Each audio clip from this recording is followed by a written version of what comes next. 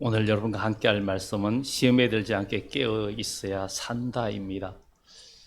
이 제목을 말하면 내가 깨어 있는지 안 깨어 있는지도 우리가 점검을 해 봐야 되겠죠.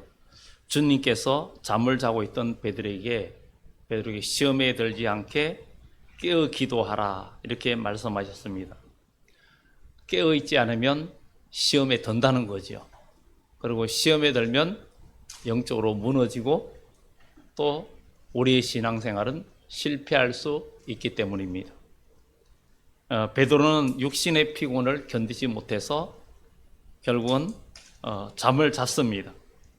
그러면 베드로가 육신의 피곤에 잠을 잤는데 베드로가 시험에 들었는지 안 들었는지 우리가 점검해 보면서 우리가 믿음 안에서 시험에 들지 않는 삶이 얼마나 중요하고 시험에 들지 않는 신앙이 어떤 것인지 우리가 생각해 보고자 합니다.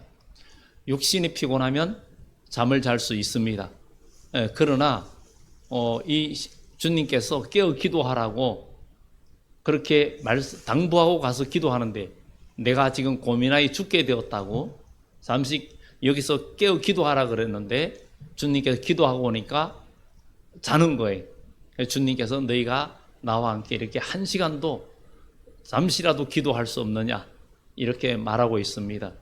우리는 정말 깨어 있다는 것은 굉장히 중요합니다. 육신은 밤에 피곤하니까 잠을 밤에 자야 되겠죠. 그러나 낮에도 계속 자면은 문제가 되는 거죠. 밤에 잘 때 자고 낮에는 또 깨어서 뭔가 해야 되는데 근데 영혼은 그렇지 않습니다. 영혼은 항상 깨어 있어야 되고 항상 기도하고 항상 뭔가 우리 영혼이 활동을 하는 하나님의 사람이 되어야 된다는 거죠. 하나님은 졸지도 아니하시고 주무시지도 아니하시고 이런 하나님의 자녀도 영적으로 이제 졸지도 않고 자지도 않고 깨어있는 그리스도인이 된다는 것은 굉장한 축복입니다. 그런데 베드로는 실제로 시험에 들었습니다. 그는 시험에 들어서 예수님의 사역에 방해꾼이 되기도 했습니다. 성경에는 우리가 사망의 잠을 잘까 두렵다 그랬습니다. 우리는 영적으로 잠들면 사망의 잠을 자는데 사망의 잠을 자면 우리가 하나님의 능력과 구원과 하나님의 도우심과 하나님의 함께하심을 우리가 경험할 수가 없고 앞으로 또 다가오는 환난과 또 종말에도 큰 환난이 개국 이래로 없던 환난이 올 때에도 믿음의 승리자가 되지 못하고 쓰러질 수밖에 없다는 것을 우리는 기억하면서 우리는 깨어 있어야 산다는 것, 그것도 시험에 들지 않으려면 우리가 깨어 있어야 된다는 것입니다. 그러면 베드로는 이 시험에 들었는지 안 들었는지를 우리가 보게 됩니다.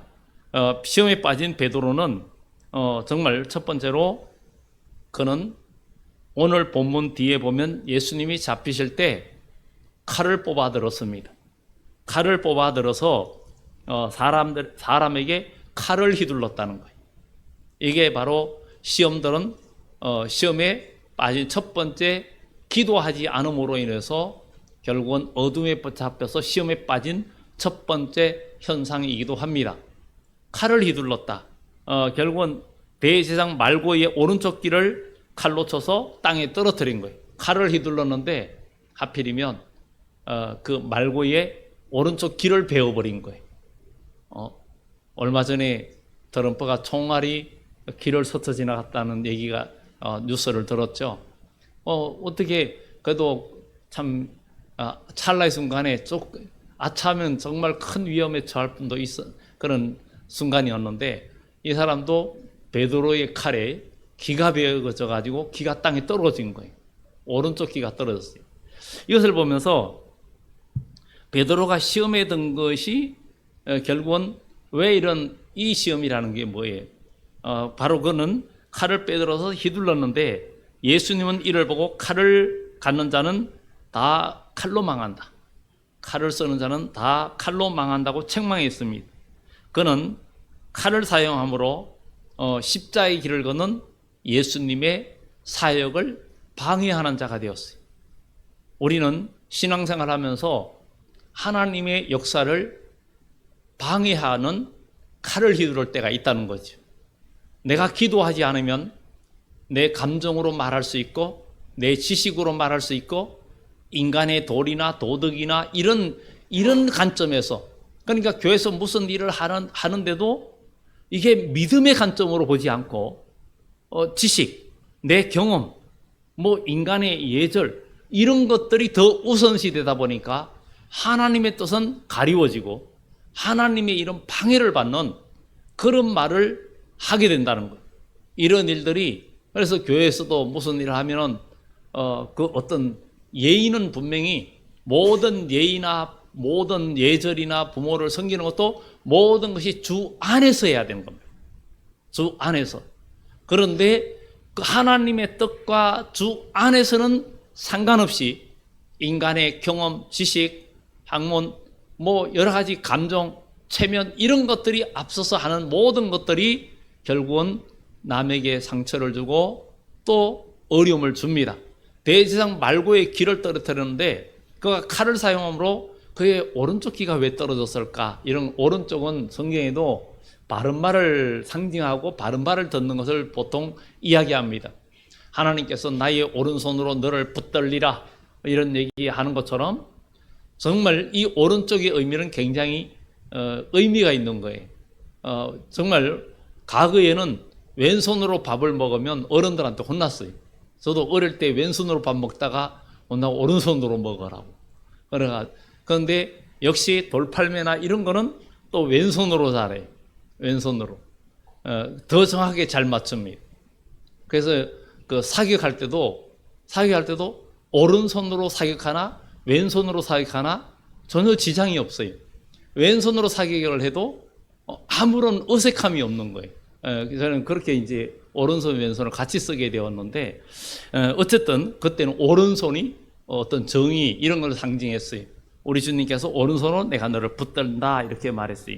그런데 이 말고의 오른쪽 귀가 떨어졌어요. 이것은 베드로가 칼을 휘둘렀기 때문에. 우리는 하나님의 일을 하고 하나님의 직분을 가졌다 하면서 하나님의 일을 믿음과 성령의 감동으로 하지 않고 내 감정 또 내 어떤 지식, 인간의 그런 도리 이런 것만 앞세우다 보면 내 입에서 감정적인 말이 나가는데 이 남에게 상처 주는 말도 이게 칼이에요. 칼입니다. 원래 말의 상처가 실제로 상처가 보다 더 크다는 거죠. 전쟁에 죽은 사람보다도 말의 칼에 죽은 사람이 더 많다고 이야기합니다. 그만큼 말은 한마디 던지는데 사람들 마음속에 아주 풍랑을 일으키고 많은 사람을 죽게 하고 많은 사람을 고통에 빠뜨립니다. 그런데 그것이 내 감정과 내 지식과 나의 어떤 자아, 체면, 교만, 자랑 이런 거에 연유되어서 그런 말을 하면서 남의 귀를 베어버리는 일이 있다는 거죠. 하나님의 말씀을 들을 수 있는 귀를 베어버리는 일들이 우리 믿음의 사람들이 할 수 있다는 겁니다. 그렇기 때문에 우리 믿음의 사람이 왜 이런 말을 할 수 있는 하고 또 하게 되느냐? 깨어 기도하지 않기 때문에. 내가 깨어 기도하고 하나님의 영에 붙들려 있으면 분별력이 생기고 그런 어두움의 말을 하지 않는다라는 것입니다. 그리고 우리 입의 입술이 할례를 받고 믿음의 말을 할 수 있다라는 겁니다. 이렇게 해야 우리가 살고 나도 살고 남도 사는 거예요. 베드로에게 칼로 쓰는 자는 칼로 망한다. 네가 그 칼로 쏘면 너도 죽고 남도 죽고 같이 죽는다는 거예요. 이 죽음이라는 게 얼마나 정말 고통스럽고 불행한 일입니까? 과거 6.25 전쟁도 있었고 또 8월 달에는 우리가 일제강점기에서 해방된 그런 또 날도 8.15 광복절도 있습니다. 사실 미국이 그 히로시마와 나가사키의 원폭을 투하했을 때 정말 그 투하했을 때에 일본 내에서는 강경파들이 전쟁을 계속 끝까지 하자 그런 형태로 흘러가고 있었는데 그것을 막았던 사람이 도고라는 사람인데 그 사람은 한국계였습니다. 과거에 일제강점기 때 우리나라 도공들 도자기 기술자들을 강제로 끌고 갔었는데 그의 후손이었다고 합니다. 그 전쟁을 막으려고 그가 많이 노력했다는 그 자료들도 있습니다. 이렇게 전쟁은 참 위험한 건데 우리는 정말 나의 실력, 경험, 내 힘, 또 직분 이런 권한을 앞세우고 이런 힘을 앞세워서 나가서 우리가 말한다는 것은 남의 귀를 베어버리는 것과 똑같은 거예요. 그러면 그것을 듣는 사람이 귀가 떨어지는 거예요. 귀가 떨어져서 귀가 떨어진다는 못 듣는다는 의미로도 우리가 해석해 볼 수가 있습니다. 우리가 기도하지 않으면 깨어있지 않으면 우리의 입이 정제된 말이 아니고 또 하나님의 말씀과 은혜 가운데 정말 우리 마음이 정결한 그 언어가 아니라 비정제 언어, 어둠의 언어가 되고 결국은 흑암을 불러일으키는 그런 언어를 사용함으로 인해서 사람들의 마음을 어둡게 하고 사람들의 길을 막아버리는 그런 일들이 생긴다는 것입니다. 그래서 요한계시록 13장 10절에는 그런 말을 합니다. 사로잡는 자는 사로잡힐 것이요 칼로 죽이는 자는 자기도 마땅히 칼에 죽으리니 성도들의 인내와 믿음이 여기 있다. 이게 개역 한글판에 그렇게 돼 있고 지금 개정판에는 조금 바뀌었는데 이 부분에 대해서는 개역 한글판이 오히려 더 낫다 생각이 되고 그 영문 번역을 또 비교해봐도 전의 성경이 그 부분에는 지금 개정판이 조금 아쉽다는 생각이 들기도 합니다. 사로잡는 자는 자기도 사로잡힐 것이고 칼로 죽이는 자는 자기도 마땅히 칼에 죽으려니 그리고 다음에 하는 말이 성도들의 인내와 믿음이 여기 있다. 칼을 사용한 자는 자기도 칼에 죽고 남을 마음에 포로로 잡는 자들은 자기도 잡힌다는 거예요. 그러니까 우리는 모두가 죄에서 자유하고 어둠에서 자유하는 하나님의 백성이 되어지는 여러분들 되기를 예수 이름으로 축원합니다. 베드로가 시험에 든 또 하나는 예수님을 멀찍이 따라가기 시작했어요. 기도하지 못하고 깨어있지 못하니까 예수님을 멀찍이 따라갔어요. 멀찍이 따라가는 데는 아무런 역사가 없습니다. 엘리사가 가까이 계속 따라가고 나머지 생도들은 멀찍이 따라가다가 그들은 아무것도 경험하지 못했지만 엘리사는 가까이 끝까지 따라가면서 그는 갑절의 영광과 능력을 받게 되는 그런 역사가 있었습니다. 베드로는 늘 주의 곁에 있었습니다. 해당장 야이로의 딸을 살릴 때에도 또 변화산에서 주님이 변화되는 모습을 볼 때에도 모든 기적을 행할 때에도 예수님과 함께 있었습니다. 그런데 그가 칼을 잡고 칼을 휘두르고 난 후에 정말 그가 깨어 기도하지 못하고 난 그는 주님과의 거리감이 있었습니다. 그러다 보니까 예수님이 십자가의 고난의 그 마지막 중간에 고난당할 때 그는 멀찍이 따라갈 수밖에 없었습니다. 우리가 기도하고 깨어있지 않으면 주님을 가까이 따를 수가 없다는 것. 여러분 기도하고 깨어있지 않으면 절대 주님을 가까이 따를 수가 없다는 것. 여러분들의 실력, 여러분들의 경험, 직분 사실 우리가 기도하고 깨어있지 않으면 어느 누구도 주님을 따를 수 없고 목사라도 장로라도 권사라도 집사라도 어느 누구라도 우리가 깨어있지 않으면 주님과 멀찍이 따라가게 됩니다. 멀찍이 따라가는 것은 바로 인본주의 신앙이요 정말 하나님과 온전히 가까이 하지 못하는 그런 모습들을 우리는 성경을 통해서 보게 됩니다. 우리 신앙생활도 그렇지 않습니까? 여러분들 가까이 있는 사람끼리 서로 다투거나 그러면 서로 간에 틈이 생겨요. 왠지 서운하고 서로 남이 볼 땐 잘 못 느끼는 것 같아도 멀찍이 가다가 저쪽에서 오면은 다른 길로 빠지든지 아니면은 여러분들 혹 그런 일이 여러분들은 없겠지만 혹시나 있을 수 있다면 그런 일을 생기지 않도록 여러분들이 주의하고 깨어있는 여러분들 되기를 예수 이름으로 축원합니다. 여러분들 마음에 서로 거리감이 있는 사람들이 있으면 반드시 주님은 화해하라 그랬어요. 복음서의 마태복음에 화해하라 그랬어요. 화해하라 그랬는데 그 화해하라는 그 원문의 뜻을 보면 친구 삼아라. 친구 삼아라는 거예요. 여러분 그냥 화해 사과로 끝나는 게 아니라 친구 삼아라는 거예요. 여러분들 거리감이 생긴 분들이 있으면 이제 예수 이름으로 가까워지고 친구 되기를 예수 이름으로 축원합니다. 친구 되면 예수님도 여러분과 친구가 된다는 사실. 그러나 여러분들이 그 사람과 멀어지면 예수님과도 멀어진다는 거예요.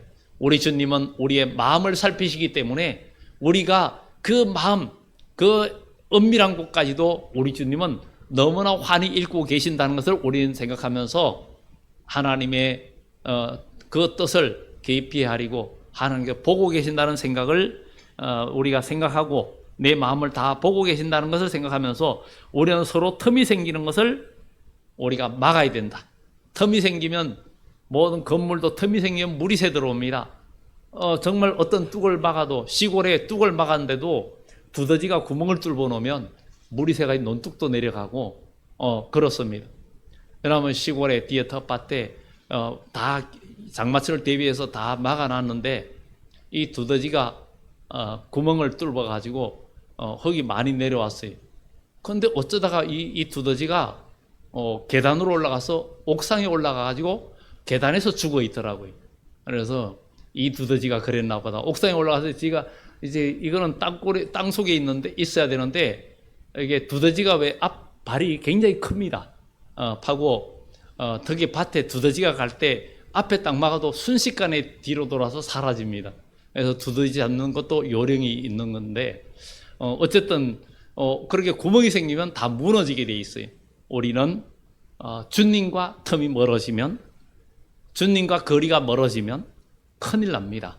주님 장중에 있어야 되고 주님 품 안에 거하는 여러분들이 되어져야 될 줄 믿습니다.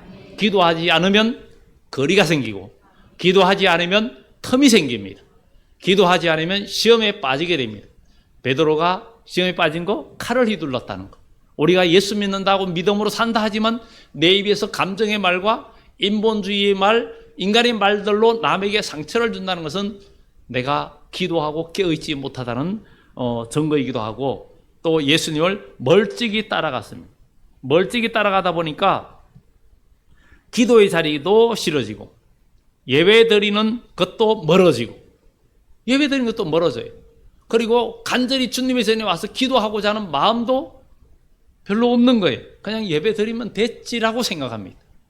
여러분, 아이는 밖에 나가 친구들 놀다가 얻어맞거나 아니면 다치거나 아프면 엉엉 울면서 집으로 옵니다.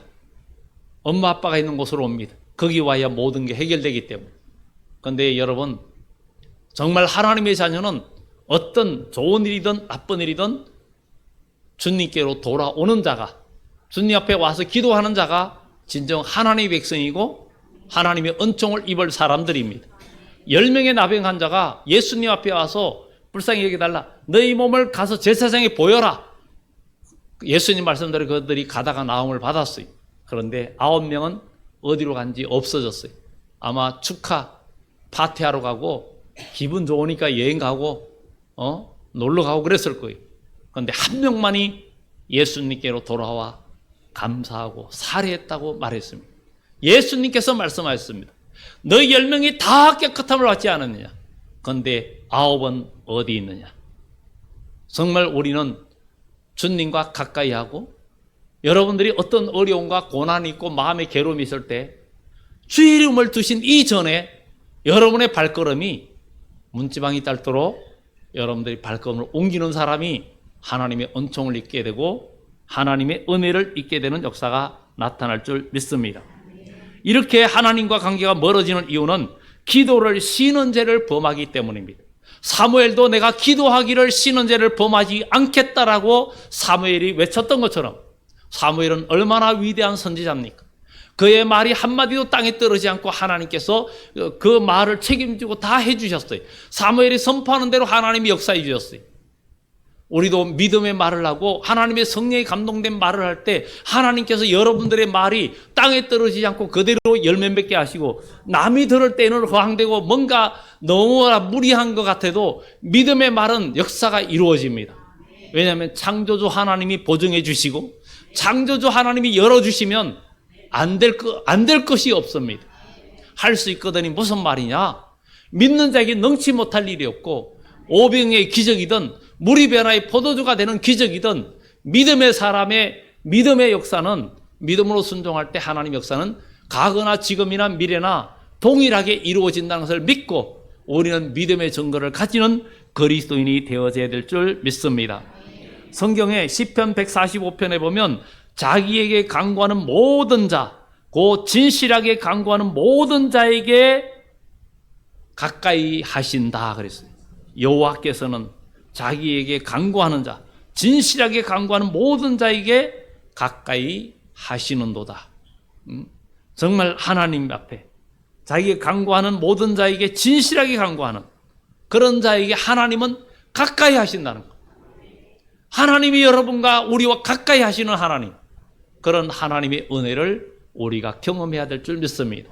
우리의 삶 속에 모든 일어난 일들을 우리가 가볍게 여기지 말고 여기서 하나님께서 나에게 무엇을 원하시는가, 이것을 생각해 보면서 무슨 일이 있을 때마다 기도하고 우리가 하나님께서 나에게 무슨 메시지를 던지는가, 작은 여러 가지 일들을 그냥 무심코 지내지 말고 그럴 수 있지가 아니라 그 일 가운데서도 하나님 뭔가 잘된 일이든 못된 일이든 어려운 일이 있을 때에도 기도하면서 하나님 여기서 내가 뭔가 부족하고 미련한 것이 있다면 주님 깨우쳐 주세요 하고 기도하면서 나아갈 때 주의 성령께서 우리들로 바른 생각을 하게끔 해주시는 거예요. 너희가 아무것도 염려하지 말고 너희 구할 것을 감사함으로 하나님께 아뢰라. 그리하면 모든 지각에 뛰어난 하나님의 평강이 너희 마음과 생각을 지켜주시리라. 이럴 때 우리는 모든 것이 되어지는 겁니다. 바로 창조주 하나님이십니다. 그분은 말씀으로 모든 것을 만드신 분입니다. 예수님 말씀하시니 물이 변화의 포도주 되고 예수님 말씀하시니 죽은 나사로가 살아났다고 하지 않습니까? 이것이 왜 과거 이야기로 끝나야 됩니까? 오늘 현재에도 우리에게 이루어져야 될 줄 믿습니다. 베드로가 시험에 든 현상은 마지막으로 예수님을 부인했다는 거예요. 예수님을 부인했다는 거예요. 베드로 자신은 죽을지언정 나는 죽을지언정 주를 버리지 않겠다고 말했지만 그것이 어떻게 됩니까? 그 자신감은 모두 사라지고 사람들 앞에서 예수님을 3번이나 부인했어요. 인간의 자신감은요 하루아침에 무너집니다. 하나님의 성령이 여러분들을 붙들어 주시고 우리가 믿음 안에 있지 않으면 여러분들의 각오와 결단은 어느 누구도 천하장사도 다 무너집니다. 신앙에는 세월 앞에 장사가 없다 그러죠. 그러나 신앙이 하나님의 손에 붙들리지 않으면 여러분들의 결단은 그냥 하루아침에 모래성처럼 무너집니다. 주의 성령이 여러분들을 붙들어 주시면 우리는 이기는 역사가 나타나고 여러분들의 신앙의 결단, 바울의 사도행전 20장의 그 결단, 하나님의 역사를 이루는 열매를 맺게 되는 일들이 나타날 줄 믿습니다. 예수님을 3번이나 부인했죠. 믿음은 두려워하지 않고 어느 곳에든지 예수님을 나의 구주라고 고백하는 겁니다. 주님은 베드로가 깨어 기도하지 못함으로 부인할 것을 아셨어요. 그래서 예수님은 마귀 사탄이 밀가부로 타려고 너희를 청구하였노니 나는 너희가 믿음이 떨어지지 않기를 기도한다고 그랬어요. 우리는 믿음이 떨어지면 마귀가 우리를 밀가부로 타려고 여러분들을 떨어뜨리려고 한다는 거예요. 밀가부라는 거 옛날 어른들은 다 압니다. 저도 밀타작, 보리타작, 벼타작을 다 해봤는데 정말 밀이나 보리는 그냥 기계를 돌리면서 그냥 통째로 단을 풀러가지고 그냥 넣으면은 그냥 뚝배기는 다 날아가고 알곡만 다 떨어지게 돼 있어요. 그렇게 밀타작, 보리타작 할 때가 참 힘들어요. 왜냐하면 밀, 보리의 그 끝부분에 그 날카로운 것들이 먼지로 몸에 달라붙으면 굉장히 따갑습니다. 그런 밀타작, 보리타작. 밀가루부터 하려고 너를 청구했다는 거죠. 악한 마귀는 오늘 우리 그리스도인들을 자기 편 삼아서 다 같이 나도 죽고 나도 죽는데 너도 죽자 하고 여러분들을 계속 공격합니다. 여기에 우리가 끌려 들어가면 안 됩니다. 예수님은 내가 죽고 너희는 살아라. 우리 주님은 그러시는 거예요. 우리도 이런 발걸음이 우리에게 필요한 줄 믿습니다. 베드로의 믿음이 떨어지지 않도록 예수님은 기도해 주셨는데 베드로는 닭 울음소리에 예수님의 기도의 힘이었죠. 닭 울음소리에 주의 말씀이 생각나서 통곡했습니다. 그 후에 그는 갈릴리에서 부활하신 주님을 만났고 주님께서 시장한 그들에게 조반을 만들어 주셨고 베드로의 사명을 회복시켜 주셨어요. 내 양을 먹이라. 내 양을 치라. 내 양을 먹이라. 이렇게 주님께서 사명을 회복시켜 주셨습니다. 우리도 믿음이 떨어지지 않기를 기도해야 됩니다. 기도하지 않을 때 베드로는 주님이 십자가 지겠다는데 아이 주님이 어떻게 십자가를 지냐고 또 말렸습니다. 예수님 말합니다. 사탄아 내 뒤로 물러가라. 너는 하나님의 일을 생각하지 않고 사람의 일을 생각한다. 교회에서도 이런 일들을 너무 많이 봅니다. 교회에서도 이런 일을 너무 많이 봅니다. 어른이라고 아니면 직분이 있고 이런 사람일 수도 있고 우리가 교회에서 많이 봉사하고 일을 한다고 우리가 교만해질 수 있고 그러면서 우리가 하나님의 일을 오히려 방해하는 일들이 우리 삶 속에도 생길 수 있다는 것입니다. 사람이 깨어있는 것과 자고 있는 것은 다릅니다. 육신의 것은 말할 것도 없고 예수님은 마음이 고민해 죽게 되므로 깨어 기도하는 우리 주님은 깨어 기도하고 있었는데 제자들한테 깨어 기도하라 그랬는데 그들은 깨어 기도하지 못했습니다. 나와 함께 깨어 있으라는 말씀이었습니다. 나와 함께 깨어 있으라는 거였어요. 그런데 제자들은 깨어 있지 못했습니다. 우리도 깨어 있지 못하면 우리는 게으름과 또 미지근함 이런 것에 빠집니다. 정말 깨어 있지 못하니까 깨어 있지 않은 것을 보셨으니까 예수님은 한시도 이렇게 깨어 있을 수 없더냐. 시험에 들지 않게 기도해라. 오늘 우리도 깨어 있어야 된다는 거죠. 우리가 영적으로 깨어 있지 않으면 우리는 시험에 듭니다. 시험에 들어요. 우리 그리스도인은 정말 이제는 시험에 들지 않는 그리스도인이 돼야 됩니다. 왜냐하면 앞으로 환난 날에는 요한계시록 11장에 하늘을 닫아 비 오지 않게 하는 때입니다. 비 오지 않다는 것은 은혜의 때가 끝난다는 거예요. 추수 때, 가을에 추수 때 비가 오면은 농부는 낭패 봅니다. 벼는 베야 되는데 비가 그냥 매주 오면은 나중에는 곡식에서 싹이 나버립니다. 그러니까 비가 안 오면은 농부들이 가을에는 좋아합니다. 추수할 때는 비가 오지 말아요. 그러나 잘할 때는 비가 와야 되겠죠. 마찬가지로 요한계시록 11장에 그들이 다시 여는 날 동안 하늘을 닫아 비 오지 못하게 하고 이렇게 말을 합니다. 그것이 바로 영적인 추수 때입니다. 비가 안 올 때, 은혜가 없을 때, 은혜가 다 거두어질 때, 그때 여러분들이 알곡되지 않고 열매 맺는 신앙으로 성령의 9가지 열매를 맺는 신앙이 아니면 환난 날이 오고 시험이 올 때 다 시험에 빠지게 되면 죽습니다. 결국은 영과 육이 멸망에 빠질 수밖에 없다는 거예요. 우리는 예수님의 이름을 거듭나고 구원받았다면 그 자리에 머물러 있으면 안 되고 우리는 자라야 됩니다. 아이도 태어나면 성장하는 것처럼 우리의 신앙도 자라야 됩니다. 장성한 신앙으로 자라야 됩니다. 그래야 우리는 믿음의 승리자가 됩니다.